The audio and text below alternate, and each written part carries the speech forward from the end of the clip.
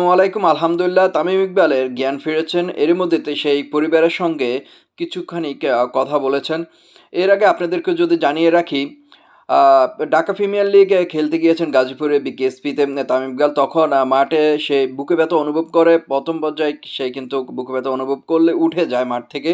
পরবর্তীতে যখন আরো একটু ভালো লাগে তখন সে আবার মাঠে নামে। তখন সে গুরুতর অবস্থা হয়ে যায়। মুখ দিয়ে ফেনা বের হয়। তখন তাৎক্ষণিক হেলিকপ্টার আনা হয়। হেলিকপ্টারে যোগে করেও কিন্তু তামিম ইকবালের অবস্থা এতটাই গুরুতর হয়ে গিয়েছিল, হেলিকপ্টারে করে ঢাকা নেওয়া যাওয়ার মতো অবস্থা ছিল না। তখন চিকিৎসকের পরামর্শ স্থানীয় গাজীপুরে একটি হাসপাতালে নিয়ে যাওয়া হয়। সেখানে অত্যাধুনিক বা প ভালোভাবে পর্যবেক্ষণ করে এই তামিম ইকবালের হার্টের রিং বসানো হয় তাৎক্ষণিকভাবে। ২ ঘন্টার মধ্যেই তার হার্টের রিং বসানো হয়। আ যাক আল্লাহর রহমতে সে এখন কিছুটা সুস্থ আছেন। ১ম তাকে আইসিইউতে নেওয়া হয়, তারপরে তাকে উন্নত চিকিৎসা দেওয়া হয়। এখন মোটামুটি সে সুস্থ রয়েছেন। কিন্তু এখনও নিবিড় পর্যবেক্ষণে রয়েছেন।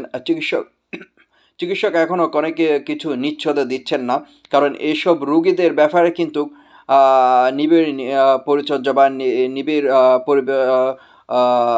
পর্যবেক্ষণ করতে হয়। আ তারপরে বলা যায় কি হয়। তো অ তারা বলছে যে উন্নত আরও ভালো চিকিৎসা প্রয়োজন। ঢাকা নেওয়া যাওয়ার মতো এখনো কিন্তু তার শরীরটা যে ঢাকা নিয়ে যাবে হেলিকপ্টার করে এই ধরনের এখনো অবস্থা হয়নি।